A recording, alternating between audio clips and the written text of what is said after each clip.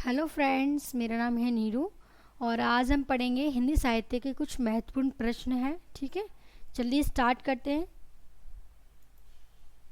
तो पहला प्रश्न इसमें दिया है फ्रेंड्स, मैंने इसके 4 ऑप्शन नहीं लिए हैं, डायरेक्ट आंसर लिखे हैं। ठीक है, तो आप अगर आप आंसर को याद रखोगे तो आप 4 ऑप्शन में से आंसर को देख सकते हो, टिक कर सकते हो सही आंसर को। ओके, तो पहला क्वेश्चन इसमें दिया है कि अंग्रेजी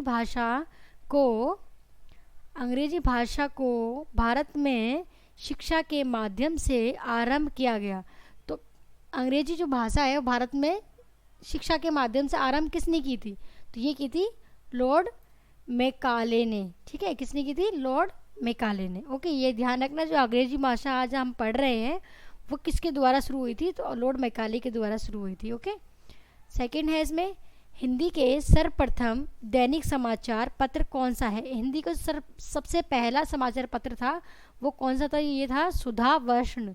कौन सा था? सुधा वर्ष्ण। ओके, तीसरा है हमारा, हिंदी का प्रथम उपन्यास कौन सा है? ये पेपर में पूछा जाता है कि प्रथम पत्रिका कौन सी थी या दैनिक समाचार पत्र कौन सा था। ठीक है, हिंदी का प्रथम उपन्यास पूछा है इसमें, तो अब पहले उपन्यास कौन सा था पहला? तो ये था हमारा परीक्षा गुरु। अपभ्रंश भाषा है। अपभ्रंश में कृष्ण काव्य के प्रणेता कौन है? अपभ्रंश में कृष्ण काव्य के प्रणेता कौन है? तो यह है पुष्पदंत। कौन है? पुष्पदंत। फिफ्थ है हमारा, अटल बिहारी वाजपेयी हिंदी विश्वविद्यालय कहाँ पर है? अटल बिहारी वाजपेयी जो हिंदी विश्वविद्यालय है वो कहाँ पर है? तो यह है भोपाल में। ओके, अब नेक्स्ट चलते हैं। आई होप कि आपको ये क्वेश्चंस हेल्प करेंगे।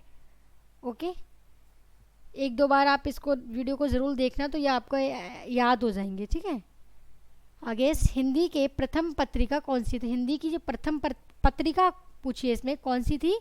तो संवाद कौमुदी। कौन सी थी? संवाद कौमुदी थी। ठीक है, सेवंथ है, अतीत के चलचित्र के रचयिता कौन है? अतीत के चलचित्र के रचयिता कौन है? तो महादेवी वर्मा। चलचित्र के रचयिता कौन है? महादेवी वर्मा। ओके, हिंदी के सर्वप्रथम प्रकाशित पत्र का नाम क्या था? जो हिंदी में सबसे पहले प्रकाशित हुआ था उस पत्र का नाम क्या था? प्रकाशित पूछा है इसमें, सबसे पहले सर्वप्रथम प्रकाशित जो है उस पत्र का नाम क्या है? उदंत मातदंड। ठीक है, उदंत मातदंड था इसका नाम। 9th हमारा, हिंदी के प्रथम कवि। हिंदी के प्रथम कवि किसको माना जाता है? तो यह सिद्ध सरहप्पा। कौन है? सिद्ध सरहप्पा। यह 9वीं शताब्दी के हैं। ठीक है, हिंदी के प्रथम गद्यकार कौन है? हिंदी के प्रथम गद्यकार कौन है? तो यह है लल्लू लाल। ओके, अब आगे देखते हैं। मैंने वही क्वेश्चंस लिए हैं जो कि एग्ज़ाम में आ चुके हैं और आगे आने की थोड़ी सी संभावना है। और भी बहुत सारे क्वेश्चंस हैं। अगर आपको ये वीडियो अच्छी लगे तो प्लीज़ आप कमेंट ज़रूर करना, ताकि मैं इस टाइप्स के क्वेश्चंस और लेके आऊँ। ये टीजीटी हिंदी और पीजीटी दोनों के लिए ही अच्छे क्वेश्चन है। हिंदी के सर्वप्रथम गीत लेखन कौन है? ठीक है, तो हिंदी का सर्वप्रथम जो गीत लिखा गया है तो उसका लेखक कौन है? ठीक है, तो यह है विद्यापति।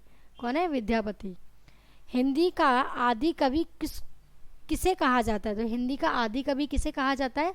स्वयंभू को। ओके, हिंदी के किस समाचार पत्र में खड़ी बोली को मध्य देशीय भाषा कहा गया है? तो हिंदी के किस समाचार पत्र में पूछा है ये? समाचार पत्र में खड़ी बोली को मध्य देशी भाषा कहा गया है। तो यह है बनारस अखबार। क्या है? बनारस अखबार। ओके, सॉरी ये पीछे चला गया।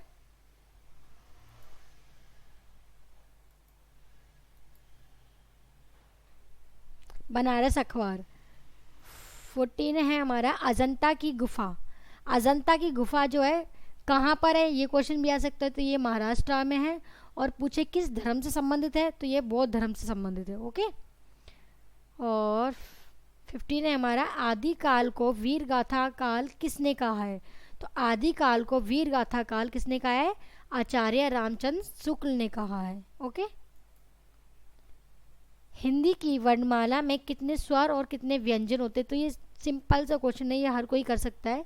ठीक है, तो 11 स्वर और 33 व्यंजन होते हैं, इसे सम स्वर भी कह देते हैं। अपभ्रंश का वाल्मीकि किसे कहा जाता है? अपभ्रंश भाषा है जिसका वाल्मीकि किसे कहा जाता है? तो स्वयंभू को कहा जाता है। ठीक है, अपभ्रंश भाषा के प्रथम व्याकरणाचार्य कौन थे? अपभ्रंश भाषा के प्रथम व्याकरणाचार्य कौन थे? तो हेमचंद्र। ठीक है, हेमचंद्र थे। ठीक है, हिंदी का प्रथम एकांकी कौन सा है? तो हिंदी का प्रथम एकांकी है एक घूट। 20 है हमारा, अबला जीवन हाय तुम्हारी यही कहानी। एक ये महिला के ऊपर दे रखा है, अबला मतलब नारी। ठीक है, तो अबला जीवन हाय तुम्हारी यही कहानी, आंचल में है दूध और आंखों में है पानी। उपयुक्त पंक्तियों किस काव्य की है? ये जो पंक्ति दे रखी है किस काव्य से है ये? तो ये है यशोधरा से है। किससे है? यशोधरा से। आई होप कि आपको ये 20 क्वेश्चन समझ आए हैं। ठीक है, अगर आपको ये अच्छी लगी ये वीडियो तो प्लीज़ वीडियो को लाइक करना एंड चैनल को सब्सक्राइब करना। अगर आप चाहते हो कि मैं इस टाइप के क्वेश्चंस लेके आऊँ तो प्लीज़ मेरे चैनल को सब्सक्राइब ज़रूर करना। और अब हम मिलेंगे नेक्स्ट वीडियो में, ओके, नेक्स्ट टॉपिक के साथ, या फिर इसी टाइप की क्वेश्चंस अगर आपको चाहिए तो कमेंट बॉक्स में ज़रूर लिखना, तो हम इसी टाइप के क्वेश्चंस को कंटिन्यू कर देंगे। ओके।